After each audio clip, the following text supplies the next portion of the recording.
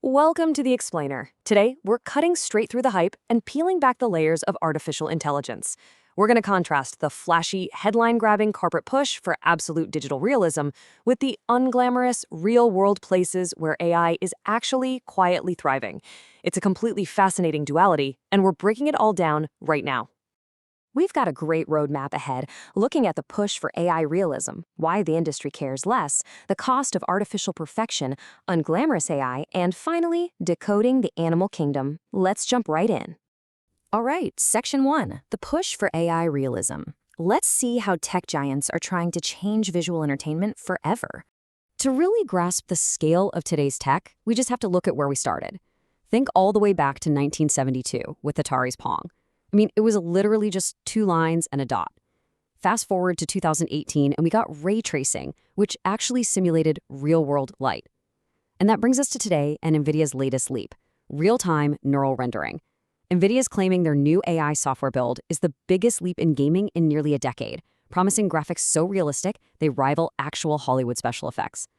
And that brings us to the core of all this current hype, DLSS, or Deep Learning Super Sampling.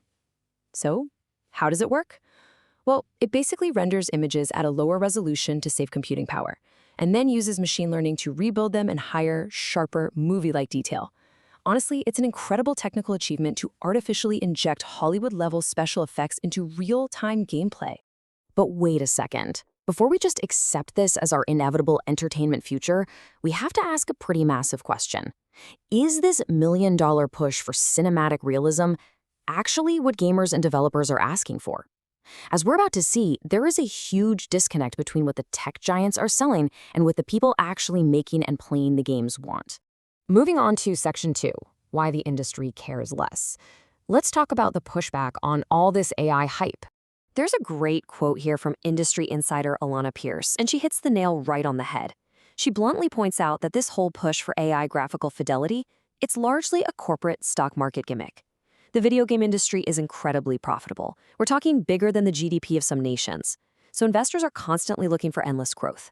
Tech companies push these massive AI visual upgrades to keep the stock market happy, not necessarily because the person holding the controller is actually demanding them. The disconnect here is, honestly, wild. You've got corporations trying to force-feed us cinematic realism with these $100 million budgets. But on the flip side, millions of gamers are totally happy embracing deliberately pixelated, retro-style games. Take a look at a recent hit like Iron Lung. It has graphics that wouldn't look out of place on a PlayStation 2 from 20 years ago. Or look at the massive success of hand-drawn 2D games on the Nintendo Switch. The corporate narrative tells us we need AI to make everything look like a movie, but the reality is that the market genuinely loves aesthetic variety. And here's the real kicker. This obsession with absolute visual realism is actively hurting the industry. Because of the intense pressure to make everything hyper-realistic, development cycles have ballooned dramatically.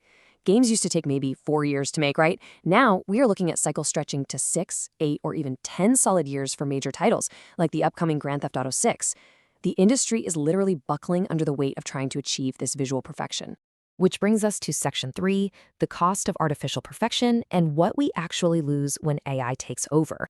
Video games are incredibly delicate, handcrafted works of art. You might not even realize it, but game studios use the equivalent of film directors of photography. For example, in the game Detroit Become Human, they used several different DPs to craft unique lenses, lighting, and film grain for different characters just to give them each a distinct feel. When you apply a blanket AI tool like DLSS over an image to artificially sharpen it, you completely risk stripping away that personalized artistic touch. The AI essentially normalizes the visuals, just erasing the delicate human imperfections that made the art special in the first place. All right, let's pivot to Section 4, unglamorous AI, the real revolution. If the flashy, cinematic AI is getting a lot of side-eye in entertainment, we need to look at where AI is unequivocally crushing it. And spoiler alert, it is not glamorous at all. The real AI revolution is entirely based on marginal gains. This is a concept that is currently transforming the UK's National Health Service. Instead of trying to reinvent the core of what human beings do, this AI targets the small, dull, boring gaps between tasks. We are talking about theater cleaning times, patient coordination, and just basic administration. When you compare the media hype to the reality on the ground, it's night and day. We constantly hear fears about robot surgeons stealing jobs or AI forcing human doctors to work at robotic speeds. But the reality? It's commercial medtech software, like Proximy, quietly coordinating operating theater logistics. It acts as a scribe taking notes for doctors during consultations. It doesn't replace the human at all, it just eliminates the inefficient administrative bottlenecks that slow the human down. And that is exactly why medical professionals are totally on board with this technology. NHS consultant surgeon Brian Rima makes a great point here. An operation takes as long as an operation takes, right? The AI isn't there to rush the surgery. It manages the mundane logistics around the surgery, letting the humans focus entirely on patient care at their own necessary pace, while at the same time helping the hospital cut down on overall waiting times. It's pretty much a perfect symbiotic relationship. Let's head into our final part today, Section 5, Decoding the Animal Kingdom. This is AI's most profound frontier. This is where things get truly mind-blowing. Researchers are currently investigating a massive question. Can artificial intelligence act as a universal translator for the animal kingdom?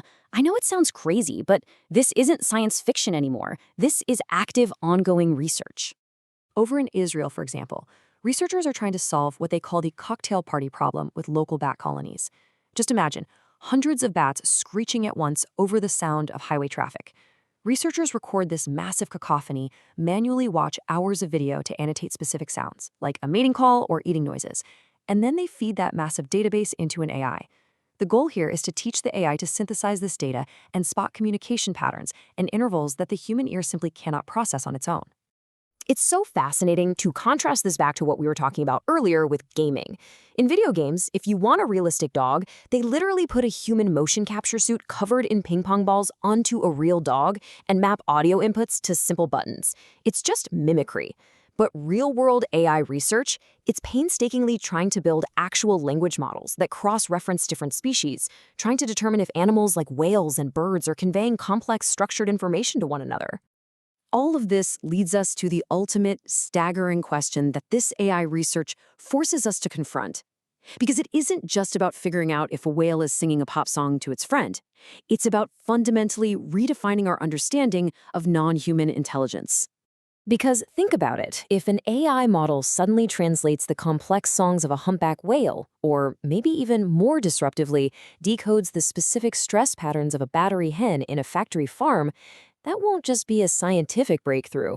Sure, it could transform veterinary care overnight, but more than that, it would demand a total reevaluation of human empathy, of privacy law, of animal rights, and of our entire food chain. If AI finally gives us the ability to truly listen to the animal kingdom, are we actually prepared to hear what they have to say? It's a profound thought to leave you with today. Thanks so much for joining me on this explainer, and remember, keep questioning the hype.